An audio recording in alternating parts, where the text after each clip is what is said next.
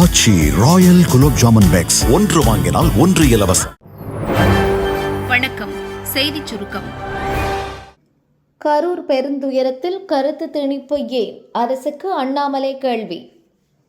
கரூரில் தமிழக வெற்றிக் கழக தலைவர் விஜய் பிரச்சார கூட்டத்தில் ஏற்பட்ட கூட்ட நெரிசலில் சிக்கி குழந்தைகள், பெண்கள் உள்ளிட்ட 41 பேர் உயிரிழந்தனர்.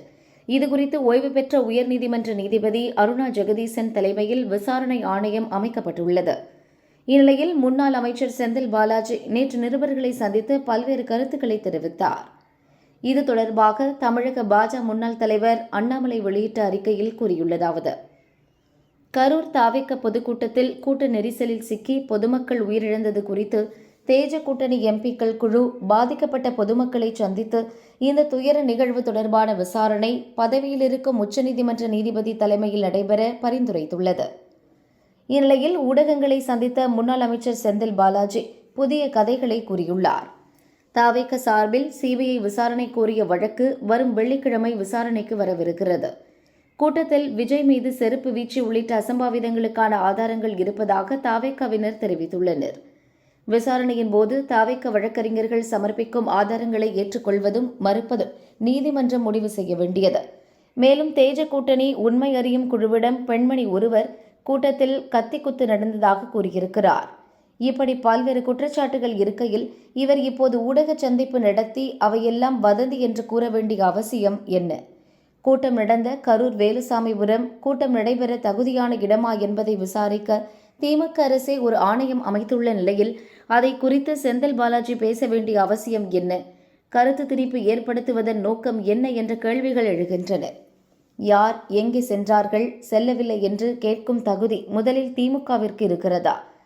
கள்ளக்குறிச்சியில் திமுக கள்ளச்சாராய வியாபாரிகளால் விற்கப்பட்ட கள்ளச்சாராயம் 66 உயிர்களை பலிகொண்ட போது அங்கு போகாத முதல்வர், தென் மாவட்டங்கள் பெருமழையால் பாதிக்கப்பட்ட போது அங்கு சென்ற மக்களை சந்திக்காமல் இந்தி கூட்டணி உடன்பாடுகளுக்கு டெல்லி சென்ற முதல்வர் தற்பொழுது மட்டும் ஓடோடி வந்ததன் பின்னணியை மக்கள் அறிவார்கள். நீதிமன்றமும் விசாரணை ஆணையமும் விசாரணை நடத்தி கொண்டிருக்கையில் முன்னாள் அமைச்சர் இத்தனை பதற்றப்படுவதுதான் பலத்த சந்தேகங்களை எழுப்புகிறது என அண்ணாமலை கேள்வி எழுப்பியுள்ளார். செந்தில் பாலாஜியின் பதற்றமே சந்தேகத்தை தூண்டுகிறது. அதிமுக குற்றச்சாட்டு.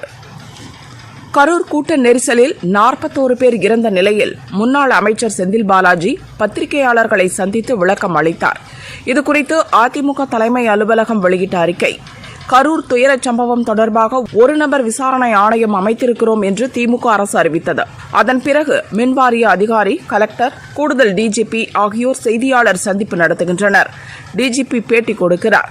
முதல்வர் ஸ்டாலின் வீடியோ வெளியிடுகிறார். வருவாய், மக்கள் நல்வாழ்வுத்துறைகளின் செயலர்கள், டிஜிபி, கூடுதல் டிஜிபி ஆகியோர் கூட்டாக பேட்டி அளிக்கின்றனர். இப்போது முன்னாள் அமைச்சர் செந்தில் பாலாஜி செய்தியாளர்களை சந்தித்துள்ளார். இவ்வளவு பதற்றப்பட்டு அவர் என்ன சொல்ல வருகிறார்? அதிமுக பொதுச் செயலர் பழனிசாமி சொன்னது போல் விசாரணை ஆணையத்தை அரசுக்கு வேண்டிய திசையில் வழிநடத்தி கொண்டிருக்கிறீர்களா? செந்தில் பாலாஜியின் இந்த பதற்றம் தான் உண்மையிலேயே கரூரில் என்ன நடந்தது என்ற கேள்வியை, சந்தேகத்தை வலுக்கச் செய்கிறது. ஒரு விசாரணை ஆணையம் அமைத்த பிறகு அது தொடர்பான வாதங்களையோ வீடியோக்களையோ அரசு அதிகாரிகள், அரசை சார்ந்தோர் பொதுவெளியில் வெளியிட்டு ஆணையத்தின் நிர்ணயங்களை அவமதித்துள்ளீர்கள். இது நீதிமன்ற அவமதிப்புக்கு சமம். அதிமுக ஆட்சியில் டாஸ்மாக் கடைகளில் எந்த புகார் வந்தாலும் உடனடியாக நடவடிக்கை எடுக்கப்பட்டது. எங்கோ ஒரு இடத்தில் நடந்த சட்டவிரோத விற்பனை முதல் சந்து விற்பனை வரை அனைத்து புகார்களுக்கும் புகார் எழுந்தவுடன் 8000க்கும் மேற்பட்ட வழக்குகளை பதிந்துள்ளோம். ஆனால் திமுக ஆட்சியில் டாஸ்மாக் மதுக்கடைகளில் நிறுவனமயமாக்கப்பட்ட கொள்ளை நடக்கிறது. அனைத்து டாஸ்மாக் கடைகளிலும் பாட்டிலுக்கு மேல் 10 ரூபாய் முதல் 40 ரூபாய் வரை கணக்கே இல்லாமல் கொள்ளையடித்து இப்போது பாட்டில் மேல் 10 ரூபாய் ஸ்டிக்கர் ஒட்டி வசூல் செய்யும் அளவிற்கு பகல் கொள்ளையடிக்கின்றனர். 10 ரூபாய் என்று பழனிசாமி சொன்னாலே பாலாஜி என்று மக்களே சொல்லும் அளவிற்கு அவரது 10 ரூபாய் மண்டவாளத்தை தண்டவாளம் ஏற்றினார் பழனிசாமி. அப்போதெல்லாம் கள்ள மௌனம் சாதித்த செந்தில் பாலாஜி இப்போது 41 உயிர்கள் பலியானதும் இதை பேசுகிறார் என்றால் உங்கள் அரசின் அலட்சியத்தை மறைக்க முனையும் மடைமாற்ற அரசியல்தானே இது என அதிமுக கேள்வி எழுப்பியுள்ளது. அடுத்த கட்ட நடவடிக்கை என்ன? நீண்ட ஆலோசனையில் விஜய்.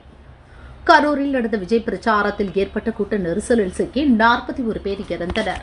இது தொடர்பாக தவேக பொதுச் செயலாளர் ஆனந்த் உள்ளிட்ட நிர்வாகிகள் மீது வழக்கு பதிவு செய்யப்பட்டது.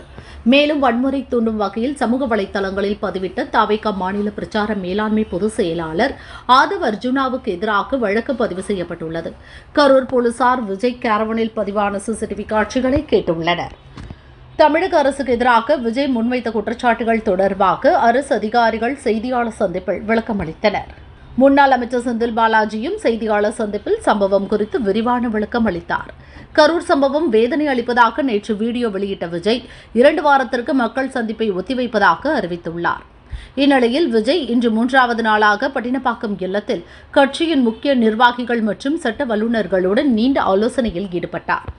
குறிப்பாக கரூரில் பலியான 41 குடும்பங்களுக்கு விஜய் அறிவித்த 20 லட்சம் ரூபாய் நிதி உதவியை வழங்கும் நடைமுறை குறித்து விரிவாக ஆலோசிக்கப்பட்டதாக தகவல்கள் வெளியாகியுள்ளன.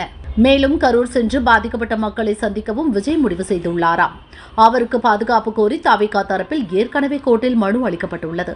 அனுமதி கிடைத்தவுடன் கரூர் சென்று பாதிக்கப்பட்ட குடும்பத்தினருக்கு விஜய் ஆறுதல் கூறவுள்ளார். வங்கக்கடலில் காற்றழுத்த தாழ்வு மண்டலம், எங்கெல்லாம் மழை.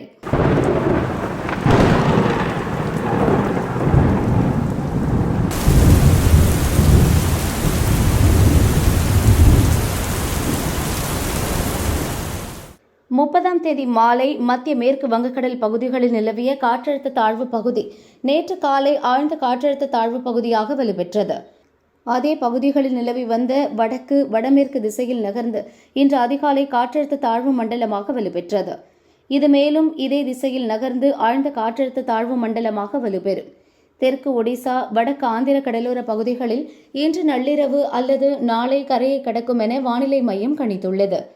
இதன் எதிரொலியாக இன்று வட மற்றும் தென் தமிழகத்தில் ஒரு சில இடங்களிலும், புதுவை மற்றும் காரைக்காலில் ஒரு சில பகுதிகளிலும் மிதமான மழைக்கு வாய்ப்புள்ளது. செங்கல்பட்டு, விழுப்புரம், கள்ளக்குறிச்சி, திருவண்ணாமலையில் ஓரிரு இடங்களில் கனமழைக்கு வாய்ப்புள்ளது எனவும் சென்னை வானிலை மையம் எச்சரிக்கை விடுத்துள்ளது. காற்றழுத்த தாழ்வு காரணமாக எண்ணூர், சென்னை, கடலூர், நாகை உட்பட 9 துறைமுகத்தில் 1ஆம் எண் புயல் எச்சரிக்கை கூண்டு ஏற்றப்பட்டுள்ளது. வலுப்பெற்ற காற்றழுத்த தாழ்வு 1ஆம் எண் எச்சரிக்கை கூண்டு ஏற்றம். சென்னை வானிலை மையம் வெளியிட்ட அறிக்கையில் கூறியிருப்பதாவது, நேற்று மாலை மத்திய மேற்கு வங்கக்கடல் பகுதிகளில் நிலவிய காற்றழுத்த தாழ்வு பகுதி இன்று காலை ஆழ்ந்த காற்றழுத்த தாழ்வு பகுதியாக வலுப்பெற்று அதே பகுதிகளில் நிலவுகிறது. இது மேலும் வடக்கு வடமேற்கு திசையில் நகர்ந்து அடுத்த 12 மணி நேரத்தில் அதே பகுதிகளில் காற்றழுத்த தாழ்வு மண்டலமாக வலுப்பெறக்கூடும். இது மேலும் வடக்கு வடமேற்கு திசையில் நகர்ந்து ஆழ்ந்த காற்றழுத்த தாழ்வு மண்டலமாக வலுப்பெற்று தெற்கு ஒடிசா வடக்கு ஆந்திரா கடலோர பகுதிகளில் அக்டோபர் 3ஆம் தேதி கரையை கடக்கக்கூடும். காற்றழுத்த தாழ்வு காரணமாக எண்ணூர் துறைமுகத்தில் 1ஆம் எண் புயல் எச்சரிக்கை கூண்டு ஏற்றப்பட்டுள்ளது. சென்னை, கடலூர், நாகை, காட்டுப்பள்ளி, புதுச்சேரி, காரைக்கால், தூத்துக்குடி, பாம்பன் துறைமுகங்களிலும் 1ஆம் எண் புயல் எச்சரிக்கை கூண்டு ஏற்றப்பட்டுள்ளது. டிசம்பரில் இந்தியா வருகிறார் ரஷ்ய அதிபர் புட்டின். ரஷ்யாவிடமிருந்து எண்ணெய் பொருட்களை வாங்குவதற்கு எதிர்ப்பு தெரிவித்த இந்தியா மீது 50% வரியை அமெரிக்க அதிபர் டிரம்ப் விதித்தார். இதற்கு இந்தியா பெரும் ஆட்சேபனை தெரிவித்த நிலையில் அமெரிக்காவின் வரி விதிப்பால் இந்திய தொழில் நிறுவனங்கள் பாதிக்கப்படாமல் இருக்க தேவையான மாற்று நடவடிக்கைகளில் மத்திய அரசு கவனம் செலுத்தி வருகிறது. குறிப்பாக அமெரிக்கா அல்லாமல் பிற நாடுகளுக்கு ஏற்றுமதியை அதிகரிக்க பேச்சுவார்த்தை நடத்தப்பட்டு வருகிறது. அதேவேளையில் ரஷ்யா மற்றும் சீனா இந்தியாவிடம் நெருக்கம் காட்டவும் தொடங்கியுள்ளது. அது அமெரிக்காவுக்கு பெரும் தலைவலியை உண்டாக்கியது. இந்த நிலையில் இந்த ஆண்டு டிசம்பர் 5 மற்றும் 6ஆம் தேதிகளில் ரஷ்ய அதிபர் புட்டின் இந்தியா வர இருப்பதாக தகவல் வெளியாகியுள்ளது.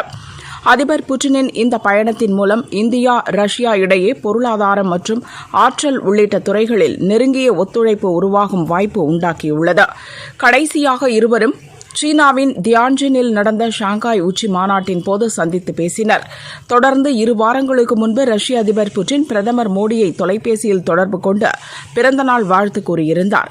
இந்த நிலையில் அதிபர் புட்டினின் இந்த பயணத்தின் மூலம் இந்தியா ரஷ்யா இடையே பொருளாதாரம் மற்றும் ஆற்றல் உள்ளிட்ட துறைகளில் நெருங்கிய ஒத்துழைப்பு உருவாகும் வாய்ப்பு உண்டாக்கியுள்ளது. கடைசியாக 2021 ரஷ்யா உக்ரைன் போருக்கு முன்பாக அதிபர் புட்டின் இந்தியா வந்திருந்தார் என்பது குறிப்பிடத்தக்கது.